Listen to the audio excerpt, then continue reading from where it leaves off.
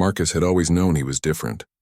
Born with a severe facial deformity that twisted the left side of his face and left him partially blind in one eye, he had learned early in life that the world could be cruel to those who didn't fit its narrow definition of normal. At 28, he worked the night shift at a local grocery store, stocking shelves when the aisles were empty and customers were safely tucked away in their beds. The fluorescent lights hummed overhead as Marcus carefully arranged boxes of cereal. His movements precise and methodical, he preferred the solitude of these quiet hours, where he could work without feeling the weight of stares or hearing the whispered comments that followed him during daylight hours. His supervisor, Mr. Chen, had been kind enough to offer him this position after several other employers had found excuses not to hire him, despite his excellent references and strong work ethic. On this particular Tuesday night, Marcus was making his usual rounds when he noticed a small commotion near the pharmacy section. A young woman was crouched beside an elderly man who had apparently fallen while reaching for his medication. The man was conscious but clearly shaken, his walking cane scattered several feet away. The woman seemed overwhelmed, fumbling with her phone as she tried to decide whether to call for help. Without hesitation, Marcus abandoned his cart and approached them. The elderly man, probably in his 70s, was struggling to sit up properly. Marcus knelt down slowly, making sure not to startle either of them with his appearance. "Sir, are you hurt anywhere?" Marcus asked gently, his voice soft and reassuring. "Please don't try to move too quickly. Let's make sure you're okay first." The young woman looked up at Marcus and he saw the familiar flash of shock cross her features as she took in his appearance. But there was something different about her reaction. While surprise was there, it quickly gave way to relief rather than the usual disgust or fear he was accustomed to seeing. "I don't think he's seriously injured," she said, her voice trembling slightly. "He just lost his balance, but I wasn't sure if I should help him up or call an ambulance." Marcus nodded and turned his attention back to the elderly man, whose name tag from a nearby senior center read George. The man's eyes were clear and focused, which was a good sign. "George, I'm Marcus." "Can you tell me if you hit your head when you fell?" Marcus asked, his tone patient and caring. He had learned basic first aid during his brief stint as a volunteer at a local community center, before the complaints about his appearance had made his position there untenable. No, I don't think so," George replied, his voice shaky but coherent. "I just got a little dizzy reaching up high. Been happening more lately, but I'm too stubborn to ask for help most of the time." Marcus smiled, the expression transforming the unmarked side of his face. "Well, there's no shame in accepting help when you need it. We all need each other sometimes." As Marcus helped George into a sitting position against the shelf, he noticed the young woman watching him intently. Her initial shock had completely faded, replaced by something that looked almost like admiration. She introduced herself as Sarah, a nursing student who had stopped by to pick up some supplies after her evening classes. "You're very good at this," Sarah observed as Marcus checked George's pulse and asked him simple questions to assess his mental state. "Are you a medical professional?" Marcus felt the familiar pang of disappointment. "No, just basic first aid training. I work here in the store." He waited for the inevitable change in her demeanor, the polite but distant shift that usually occurred when people realized he was just a grocery store employee with a face that belonged in their nightmares rather than their daily lives. But Sarah continued to watch him with the same interested expression.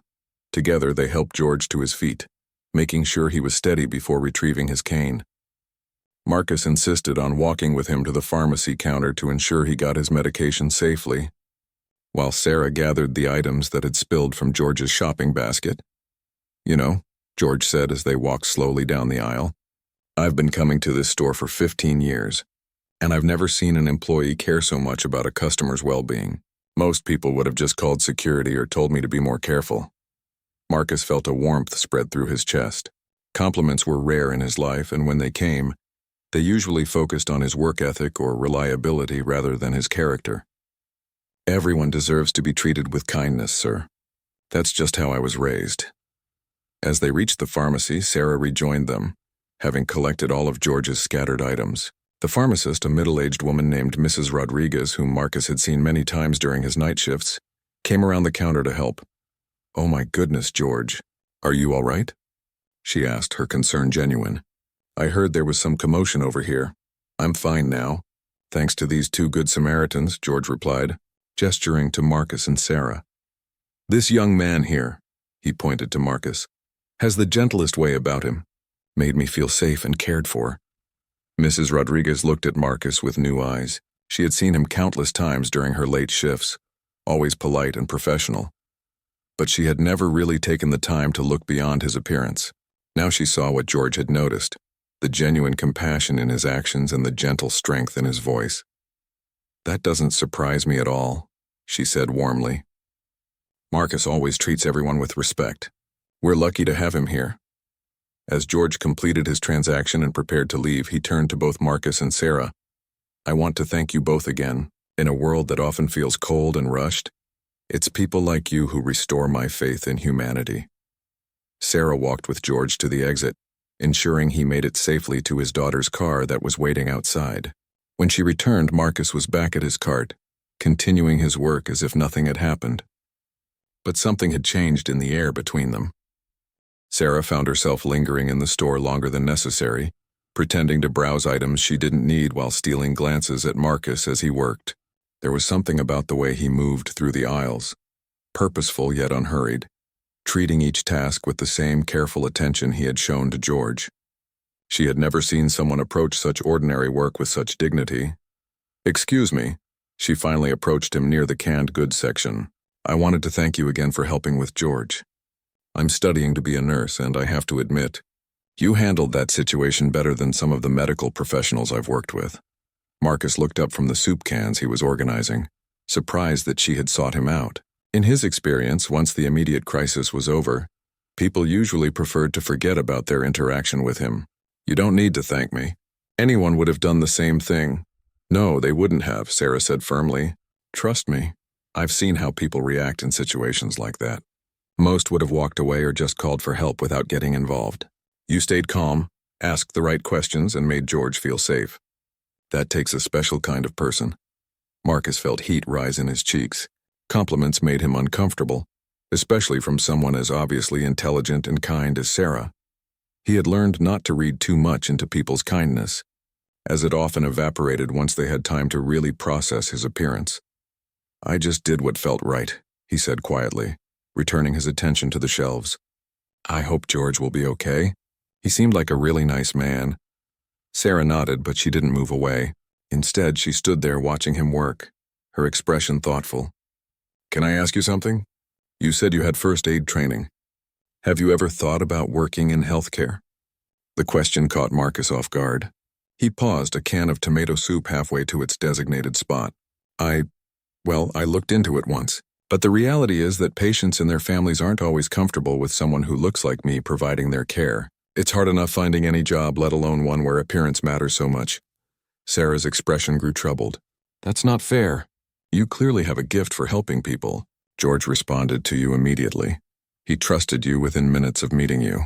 That's not something that can be taught? Maybe, Marcus said, trying to keep his voice neutral. He had learned not to let himself hope too much about things that seemed beyond his reach. But the world isn't always fair, and I've made peace with that. Have you really?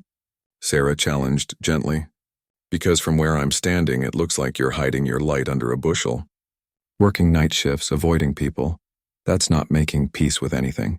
That's protecting yourself from getting hurt. Her words stung because they carried more truth than Marcus wanted to acknowledge. He had indeed chosen this isolated existence as a form of self-preservation, but hearing it spoken aloud made it sound less like wisdom and more like cowardice. It's not that simple, he said, his voice barely above a whisper. You don't understand what it's like to have people look at you with fear or disgust, to have children cry when they see you, or to watch adults try to find polite ways to avoid being near you. After a while, you start to prefer the shadows. Sarah was quiet for a long moment, and Marcus braced himself for the inevitable awkwardness that followed such honest admissions. But when she spoke, her voice was filled with understanding rather than pity. You're right, I don't understand that specific experience, but I do understand feeling like an outsider. I grew up in foster care, bounced from home to home until I was 18. I learned early that people's first impressions don't always tell the whole story, and that sometimes the most beautiful souls come in unexpected packages. Marcus looked at her then, really looked at her, and saw something in her eyes that he rarely encountered. Genuine acceptance. Not pity, not charity, but simple human recognition of his worth as a person. "I'm sorry you went through that," he said sincerely, "but look how you turned out. You're going to be a nurse, helping people, making a difference. That takes strength and courage." "So does what you did tonight," Sarah replied. "And so does getting up every day and choosing to be kind in a world that hasn't always been kind to you." "That's not hiding, Marcus. That's heroism." Before Marcus could respond, Sarah glanced at her watch and realized how late it had gotten. "I should probably head home. I have classes early tomorrow. But I was wondering, would you like to grab coffee sometime? I mean, when you're not working?" The invitation hung in the air between them, and Marcus felt his heart rate quicken. Part of him wanted to say yes immediately, but the larger part, the part that had been hurt too many times, whispered warnings about getting his hopes up. "I don't know if that's a good idea," he said carefully. "People might stare or make comments." "I wouldn't want to embarrass you." Sarah's expression grew firm. "Let me be clear about something, Marcus. I'm not asking you out of pity or because I'm trying to be charitable. I'm asking because in the 20 minutes I've known you, you've shown more genuine kindness and strength of character than most people I've met in my entire life. If anyone has a problem with that, it says everything about them and nothing about you." Marcus stared at her, searching her face for any sign of insincerity or hidden agenda, but all he saw was honesty and determination. For the first time in years, he allowed himself to consider the possibility that someone might see him as more than his deformity. "There's a small coffee shop about 3 blocks from here," he said slowly. "They open early, around 6 in the morning. It's usually pretty quiet then." Sarah smiled, and the warmth of it seemed to light up the entire aisle. "Perfect. How about Thursday morning? I don't have classes until noon that day." "Thursday sounds good," Marcus agreed, still hardly believing this conversation was happening. As Sarah gathered her purse and prepared to leave, she turned back one more time. "Marcus, what happened tonight with George? That wasn't an accident. You have a calling, whether you want to admit it or not. Don't let fear keep you from answering it." And with that she was gone, leaving Marcus alone with his thoughts and a feeling he hadn't experienced in years: hope. Thursday morning arrived gray and drizzly, matching Marcus's nervous energy as he approached the small coffee shop called Morning Brew. He had changed clothes 3 times, finally settling on a simple blue button-down shirt and dark jeans. Nothing fancy, but clean and presentable. He arrived 15 minutes early, partly from anxiety and partly from habit. Years of being scrutinized had taught him that punctuality was one way to make a good impression that had nothing to do with appearance. The coffee shop was indeed quiet, with only a few early commuters grabbing their drinks before heading to work. Marcus chose a corner table that was partially hidden from the main seating area, old habits dying hard. The barista, a young man with kind eyes and multiple piercings, took his order without any visible reaction to his appearance. A small mercy that Marcus noted with gratitude. Sarah arrived exactly on time, shaking raindrops from her umbrella as she entered. She spotted Marcus immediately and made her way over with a warm smile that helped ease some of his tension. "Good morning," she said, settling into the chair across from him. "I hope you haven't been waiting long." "Just a few minutes," Marcus replied, standing briefly as she sat down, a gesture of politeness his mother had drilled into him years ago. Can I get you something to drink? "Coffee black would be perfect. I'm still waking up." As Marcus went to order her coffee, he noticed how Sarah had chosen to sit facing him directly, rather than angling her chair to minimize her view of his deformed side. It was a small thing, but it spoke volumes about her character and her intentions. When he returned with her coffee, Sarah was looking around the shop with appreciation. "This place has character. I love these little independent coffee shops. They feel more authentic than the big chains." "I've been coming here for about 2 years," Marcus said. "The owner, Mrs. Kim, is very kind. She never makes me feel unwelcome." Sarah studied his face as he spoke, and Marcus found himself fighting the urge to turn away. "How long have you lived in this neighborhood?" "About 5 years now.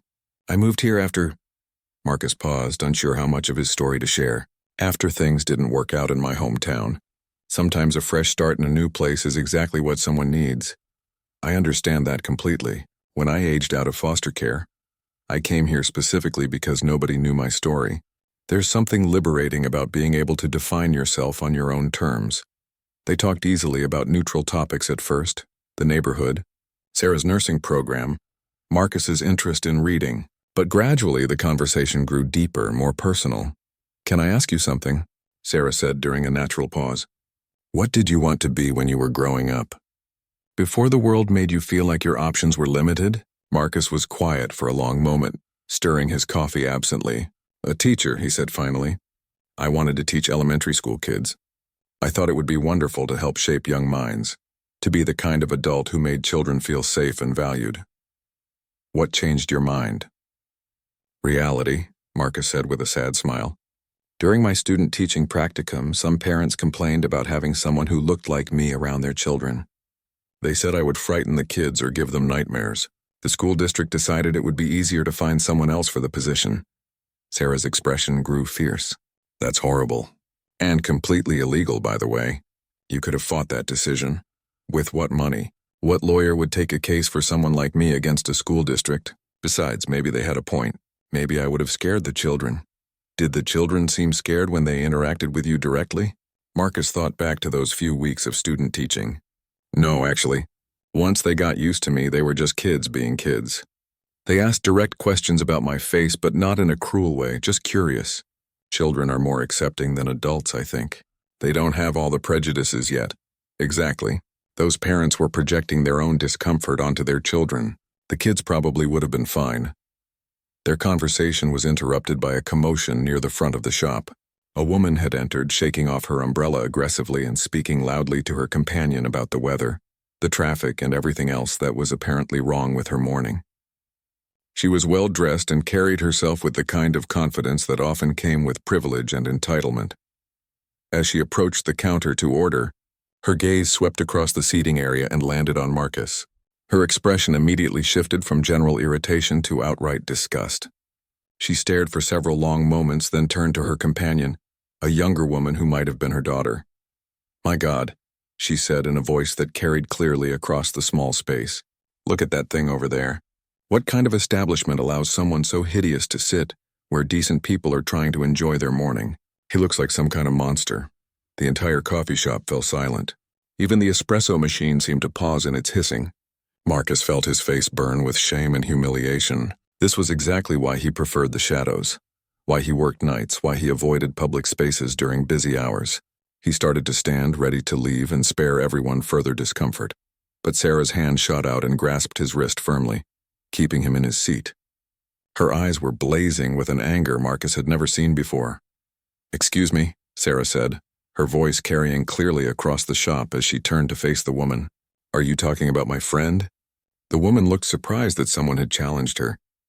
"I'm just saying that some people should be more considerate about where they choose to appear in public. This is a family establishment." Sarah stood slowly, her posture straight and commanding. "You're absolutely right that this is a place for decent people, which is why you should probably leave." "How dare you speak to me that way?" "Do you have any idea who I am?" "I know exactly what you are," Sarah replied calmly. "You're someone who judges people based on their appearance rather than their character. You're someone who thinks cruelty is acceptable as long as you dress it up in polite language. And you're someone who is so insecure about your own worth that you have to tear down others to feel better about yourself." The woman's face was turning red with indignation. "That man is an unattractive monster, and I have every right to say so." "That man," Sarah said, her voice growing stronger, "has more kindness in his little finger than you have in your entire body. That man helped an elderly stranger who had fallen, stayed calm in a crisis, and treated everyone around him with dignity and respect. What have you contributed to the world today besides ugliness and hate?" By now, other customers were watching the exchange with fascination. The barista had come around from behind the counter, clearly prepared to intervene if necessary. His soft spirit and genuine compassion make him more beautiful than you could ever hope to be. Sarah continued, "And if you can't see that, then you're the one with the real deformity. It's just on the inside where it's harder to spot." The woman sputtered for a moment, clearly not used to being challenged so directly. Finally, she grabbed her companion's arm and stalked toward the door. "Come on, Rebecca. Let's find somewhere that serves a better class of people." As the door slammed behind them, the coffee shop remained quiet for several beats.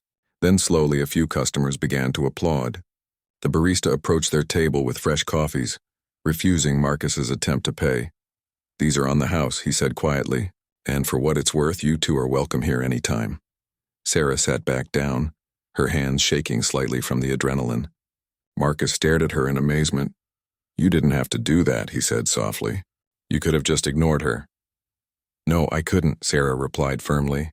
"Because silence in the face of cruelty is complicity, and because what she said was wrong on every level." Marcus felt tears prick at his eyes. "Thank you. That's the first time anyone has ever stood up for me like that." "Well, it won't be the last," Sarah said, reaching across the table to squeeze his hand. "Not if I have anything to say about it." The incident at the coffee shop marked a turning point in Marcus's life, though the change was gradual rather than immediate. Sarah's fierce defense of him had planted a seed of possibility that began to grow slowly in the weeks that followed.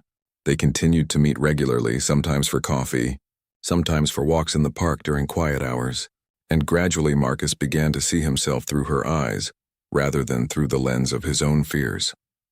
3 weeks after their first coffee date, Sarah approached him with an idea that would challenge everything Marcus thought he knew about his limitations.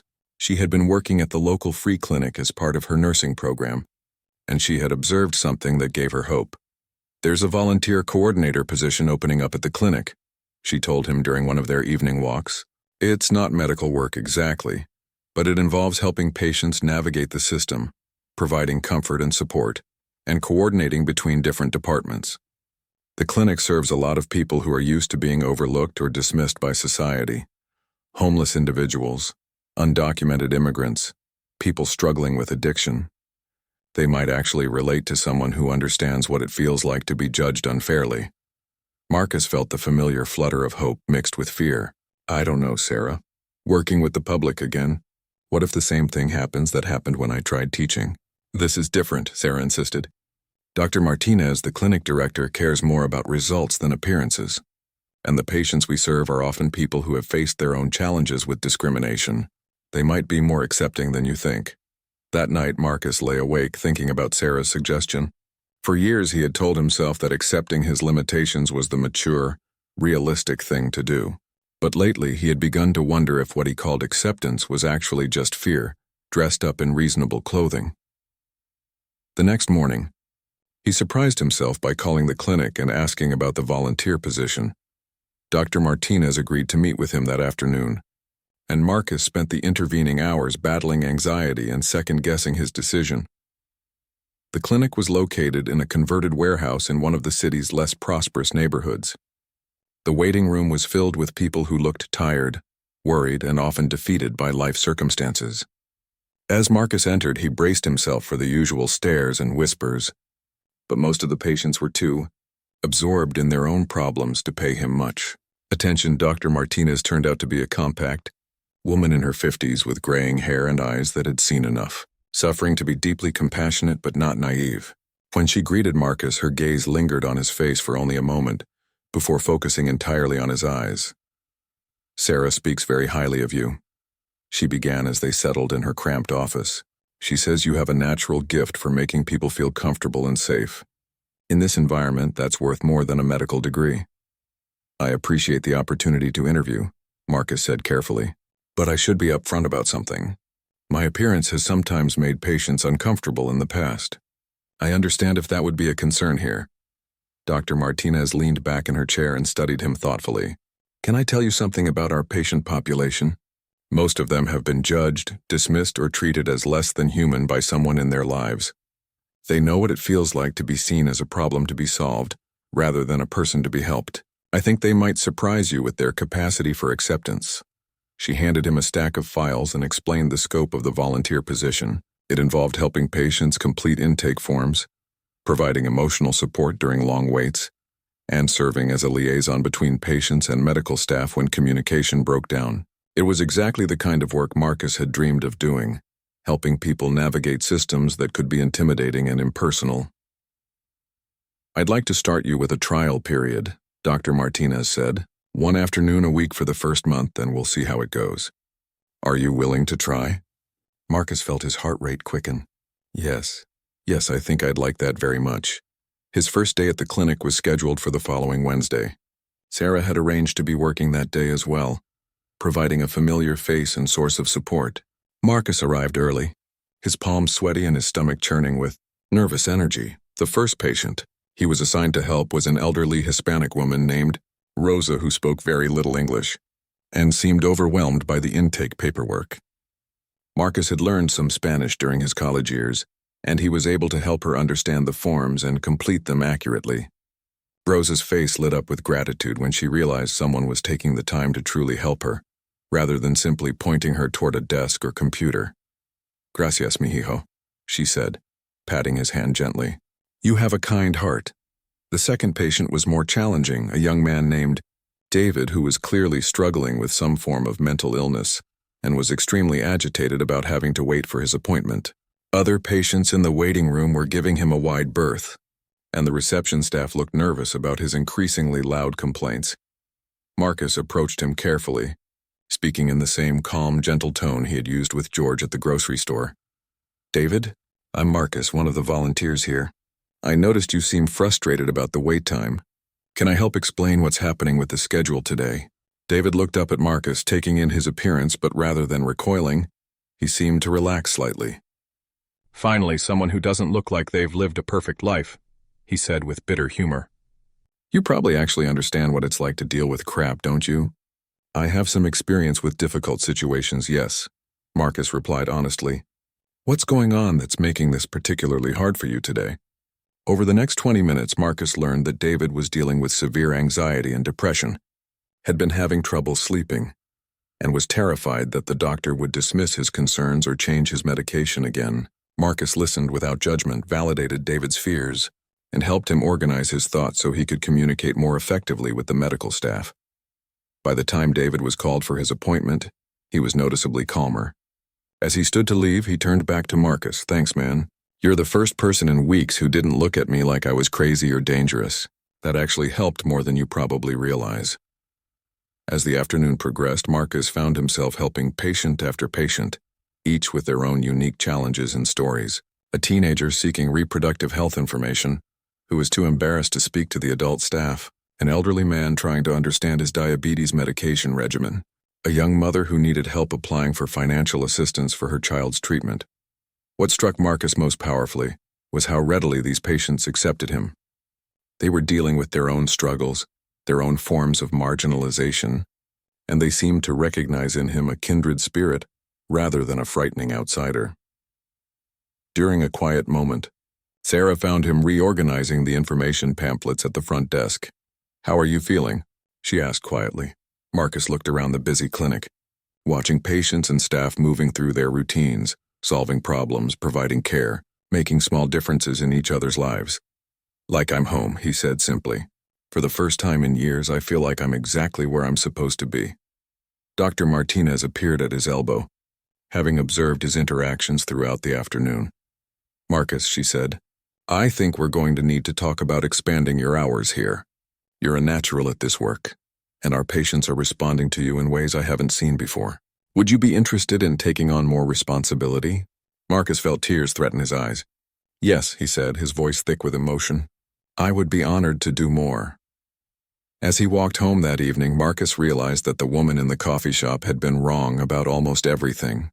She had called him an unattractive monster, but the patients at the clinic had seen past his physical appearance to recognize the compassion and strength that lay beneath. His soft spirit hadn't spoken volumes just to Sarah. It had spoken to everyone who needed to hear it. 6 months into his work at the clinic, Marcus had become an integral part of the team. What had started as one afternoon a week had evolved into a full-time position with benefits and a title that reflected his growing responsibilities. Patient advocate and community liaison. Dr. Martinez had created the position specifically for him after witnessing the remarkable impact he had on both patients and staff. Morale, Marcus's transformation, wasn't just professional, it was deeply personal. The confidence he gained from meaningful work had begun to change how he carried himself in the world. He still faced stares and occasional cruel comments, but they no longer had the power to send him retreating into the shadows. He had found his purpose, and that purpose gave him strength. The clinic served as a microcosm of society's most vulnerable populations, and Marcus had developed specialties in working with different groups. He had become particularly skilled at helping patients with disabilities navigate the complex healthcare system, drawing on his own experiences with discrimination and systemic barriers. His fluency in Spanish, which he had been quietly improving through evening classes, made him invaluable in serving the clinic's large immigrant population. One rainy Thursday afternoon, Marcus was working with a new patient when his past and present collided in an unexpected way.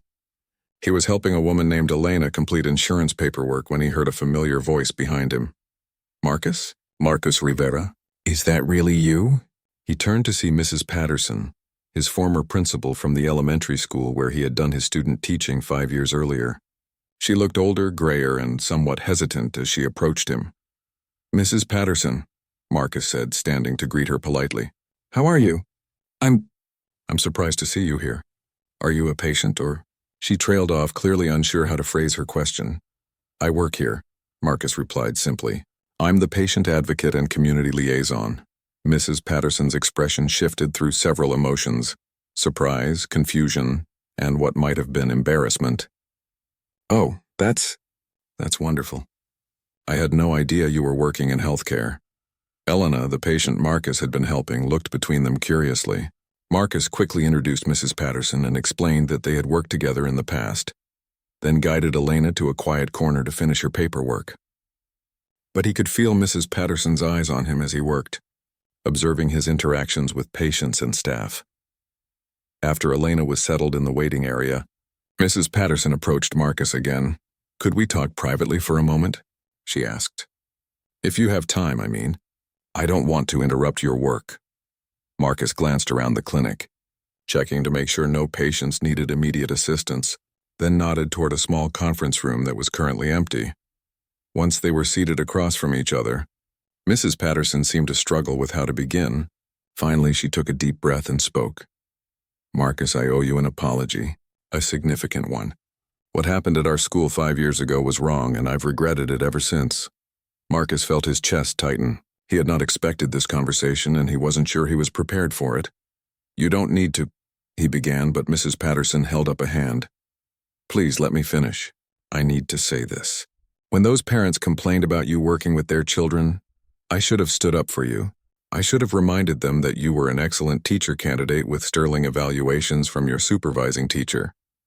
Instead, I took the easy way out and let the district remove you from your placement." She paused, her voice becoming thick with emotion. "I told myself it was about avoiding conflict, about protecting the school's reputation. But the truth is, I was a coward. I was afraid of the controversy, afraid of having to defend a decision that might be unpopular with some parents." Marcus sat quietly, processing her words. Part of him felt vindicated to hear this acknowledgement, but surprisingly, the anger he had carried for years seemed to have diminished. "What changed your mind?" he asked quietly. "Time, experience, and watching what happened to our school after that incident." Mrs. Patterson's expression grew pained. "Word got around about what we had done, and we lost several excellent teachers who were disgusted by our lack of backbone. Our test scores dropped, staff morale plummeted. It took years to rebuild our reputation as a place that valued all students and staff members." She looked around the busy clinic, taking in the diverse mix of patients and the obvious care with which they were being treated.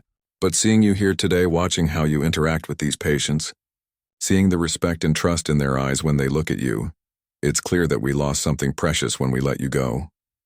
Marcus was quiet for a long moment, absorbing the weight of her apology.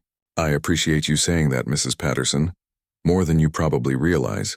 For a long time I believed that maybe those parents were right, that maybe I really would frighten children or make people uncomfortable.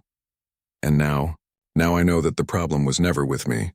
It was with a system that judges people based on appearance rather than character. The children in your school would have been lucky to have me as their teacher, just like the patients here are lucky to have me as their advocate." Mrs. Patterson nodded emphatically. "They absolutely would have been.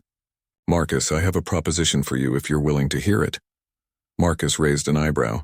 Curious despite himself, our district has been working to implement a new program, community health liaisons, who work between schools and healthcare providers to help families navigate medical and social services. It's exactly the kind of work you're doing here, but focused on helping children and families in the educational setting.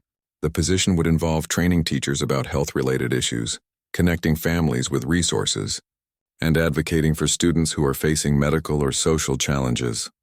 She leaned forward earnestly. I know I have no right to ask this after what happened before, but would you consider applying? I can't guarantee anything, but I can promise that this time I would fight for you every step of the way. The district leadership has changed, and there's a real commitment to diversity and inclusion now. Marcus felt a familiar stirring of possibility, but this time it wasn't accompanied by the old fears. His work at the clinic had given him confidence in his abilities and a clear sense of his own worth. I'd need to think about it, he said honestly. This job here means a lot to me, and I wouldn't want to leave Dr. Martinez short-staffed. Of course. And Marcus, whatever you decide, I want you to know that watching you today has been one of the most humbling experiences of my career. You've taken a terrible situation and turned it into something beautiful. Not everyone could have done that. After Mrs. Patterson left, Marcus found himself reflecting on the strange turns his life had taken. Sarah arrived for her evening shift just as he was finishing his documentation for the day. You look thoughtful, she observed, settling into the chair next to his desk. Good day or challenging day? Marcus told her about his encounter with Mrs. Patterson and the job offer. Sarah listened intently, asking thoughtful questions but avoiding pushing him toward any particular decision. What does your gut tell you? She finally asked. That maybe it's time to face that particular fear, Marcus admitted. Working with children was always my first dream. Maybe it's time to see if that dream is still possible.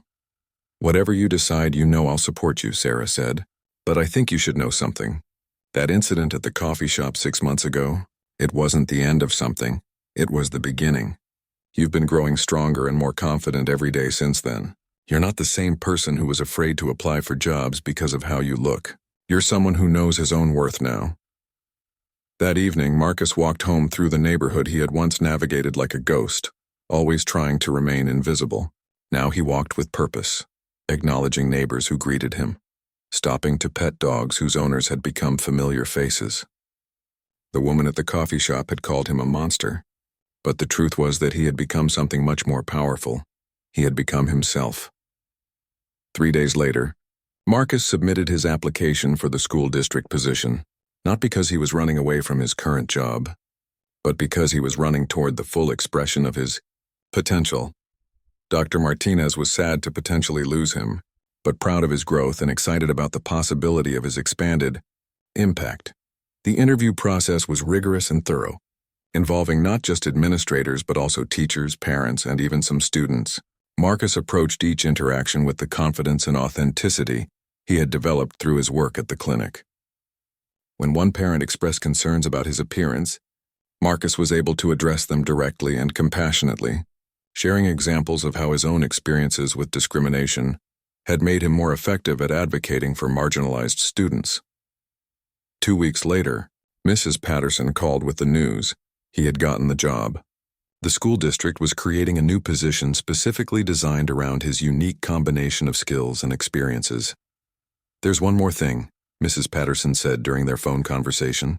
The board specifically mentioned that they were impressed by the number of letters of recommendation you received from former patients and their families. Apparently word had gotten around about your application and people wanted to make sure we knew what kind of person we'd be hiring. Marcus felt tears prick his eyes. I had no idea anyone was writing letters. 15 letters, Marcus. 15 families took the time to write about how you had helped them, advocated for them, made them feel valued and heard. That's not something you can teach or train. That's who you are. That night, Marcus called Sarah to share the news. They celebrated quietly at their favorite corner table in the coffee shop, where they had first bonded over defending his worth as a human being. The same barista who had given them free drinks during the confrontation with the cruel woman brought over a small cake with congratulations written in frosting. You know what the best part is? Sarah said as they shared the cake. This isn't really about proving that woman wrong, or even about getting justice for what happened 5 years ago. This is about you finally seeing yourself the way the rest of us have always seen you. Marcus reached across the table and took her hand. I couldn't have done any of this without you. You saw something in me that I couldn't see in myself. I just saw the truth, Sarah replied simply. Your soft spirit has always spoken volumes. Now the whole world gets to hear what it's been saying. 2 years had passed since Marcus began his position as community health liaison for the school district, and the transformation in both his personal life and professional impact had exceeded everyone's expectations. The program he helped develop had become a model for other districts across the state, and Marcus found himself traveling occasionally to speak at conferences about inclusive advocacy and the importance of looking beyond surface appearances. On a crisp autumn morning, Marcus was preparing for what would prove to be one of the most significant days of his career. He was scheduled to address a gathering of educators, healthcare professionals, and community leaders about implementing comprehensive support systems for vulnerable student populations. But first, he had a special visit to make. Maple Elementary School was buzzing with the excited energy that only a room full of 8-year-olds could generate. Marcus had been invited to speak to Mrs. Chen's third-grade class about his work and about the importance of kindness and acceptance. As he entered the classroom, he felt a familiar flutter of nervousness, but it was tempered now by years of experience and self-confidence. "Good morning, everyone," Mrs. Chen called out cheerfully. "We have a very special visitor today. This is Mr. Rivera, and he has an important job helping children and families in our community." 24 pairs of curious eyes turned toward Marcus. He saw the predictable range of reactions. Some children stared openly at his facial deformity. Others politely looked away, and a few seemed genuinely uninterested in his appearance altogether. But there was no fear in their faces, no crying or hiding behind desks as some adults had predicted years ago. "Hi there," Marcus said, settling into the child-sized chair that had been prepared for him. "I'm excited to meet all of you. Can anyone tell me what they think my job might involve?" Hands shot up eagerly around the room. One boy suggested he might be a doctor. Another thought he might be a teacher. A girl with pigtails raised her hand tentatively. "Yes?" Marcus encouraged her. "Do you help people who are sad or scared?" she asked softly. "That's exactly right," Marcus said warmly. "Sometimes children and their families need extra help with things like understanding their medicines or finding doctors or just having someone listen when they're worried about something. That's what I do." A boy in the front row raised his hand with the directness that only children possess. "What happened to your face?" Mrs. Chen started to intervene, but Marcus gently shook his head. "It's okay. That's a very good question, and I don't mind answering it. I was born with something called a facial difference. It means that part of my face looks different from most people's faces. It doesn't hurt, and it doesn't change who I am inside, but it does make me look different." "Does it make people mean to you sometimes?" asked a girl with braids. Marcus was struck by her perceptiveness. "Sometimes, yes. Some people judge others based on how they look instead of getting to know who they really are. But you know what I've learned? The people who are kind and caring don't care what someone looks like. They care about whether that person has a good heart." "I think you have a good heart," declared the girl with pigtails. "You talk nice and you have kind eyes." Marcus felt his throat tighten with emotion. "Thank you. That means more to me than you probably realize." For the next hour, Marcus shared stories about his work, talked about the importance of including everyone, and answered dozens of questions with the patience and warmth that had made him so effective in his role. The children responded to him with the natural acceptance that adults so often struggled to achieve. As his visit wound down, a boy named Kevin approached him quietly. Kevin was one of the students Marcus worked with regularly, a child with diabetes whose family struggled to afford his medication and medical supplies. "Mr. Rivera," Kevin said softly, "remember when I was scared about giving myself shots at school? And you came and sat with me and helped me practice?" "Of course I remember." "Well, I wanted you to know that now I'm not scared anymore. And when Jimmy Martinez started crying because kids were making fun of his glasses, I remembered what you taught me about being kind to people who are different. So I sat with him at lunch and now we're friends." Marcus knelt down to Kevin's eye level. "Kevin, that makes me prouder than anything else you could have told me. You took something you learned about kindness and passed it on to someone else who needed it. That's how we change the world. One act of kindness at a time." After leaving the school, Marcus drove to the community center where the afternoon conference was being held. The auditorium was packed with professionals from across the region, all gathered to learn about innovative approaches to community health and education partnerships. As Marcus took the stage, he looked out at the sea of faces and felt a profound sense of gratitude for the journey that had brought him to this moment. Just 5 years ago, he had been stocking shelves in the middle of the night, convinced that his appearance made him unsuitable for meaningful work with people. Now he was sharing his expertise with leaders who would go back to their communities and implement programs that would help thousands of vulnerable children and families. "Good afternoon," he began, his voice strong and confident. My name is Marcus Rivera, and I want to start by sharing a story about a woman who once called me an unattractive monster. A ripple of surprise went through the audience. Marcus had learned that beginning with this stark honesty was the most effective way to address the elephant in the room and move beyond it to the substance of his message. She was wrong about many things, he continued, but she was right about one. My appearance is unusual and it does make some people uncomfortable. What she failed to understand is that sometimes our greatest challenges become our greatest strengths. My experiences with discrimination and marginalization didn't disqualify me from helping others. They uniquely qualified me for it. For the next 45 minutes, Marcus shared data about the program's success rates, case studies of families who had been helped, and practical strategies for implementation. But more than that, he shared his philosophy that true advocacy required not just professional expertise, but the personal experience of understanding what it felt like to be overlooked, dismissed, or underestimated. During the question and answer period, a woman in the back row raised her hand. Mr. Rivera, what would you say to someone who might be hesitant to hire a person with a visible disability or difference for a public-facing role like yours? Marcus smiled. I would say that they should look at outcomes rather than appearances. Our program has the highest client satisfaction ratings in the district's history. We have a 95% success rate in connecting families with needed resources, and we have measurably improved health outcomes for the students we serve. If someone wants to focus on how I look instead of those results, that tells me more about their limitations than mine. The applause that followed was enthusiastic and sustained.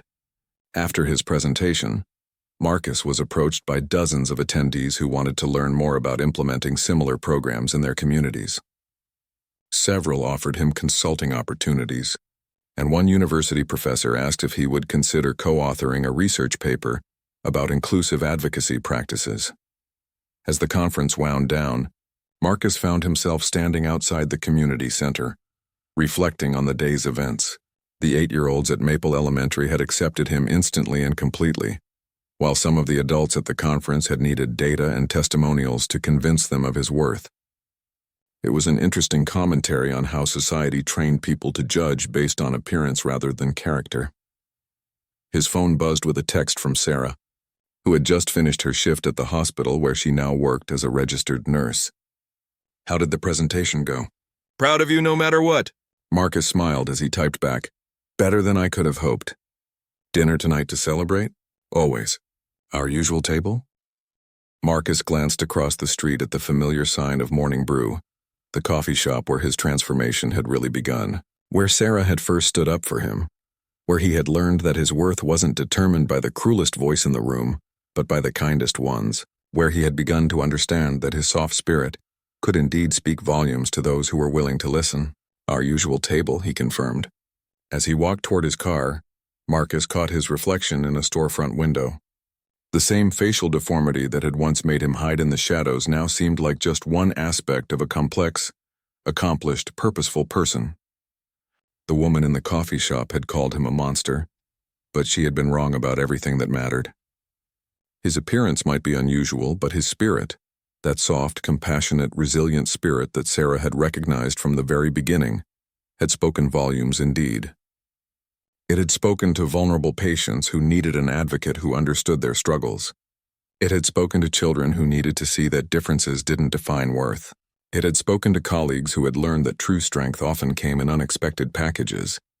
And it had spoken to him, finally convincing him that he was exactly who he was meant to be. The cruel woman's words had been intended to diminish and destroy, but instead they had become part of a larger story about resilience, acceptance, and the power of seeing beyond the surface. Marcus had not just overcome her judgment, he had transformed it into fuel for a life of purpose and meaning that touched countless others.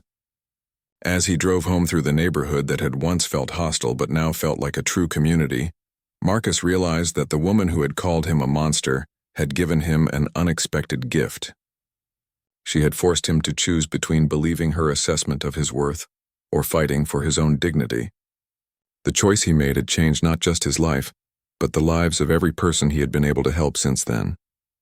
His soft spirit had indeed spoken volumes, and the world had finally learned to listen.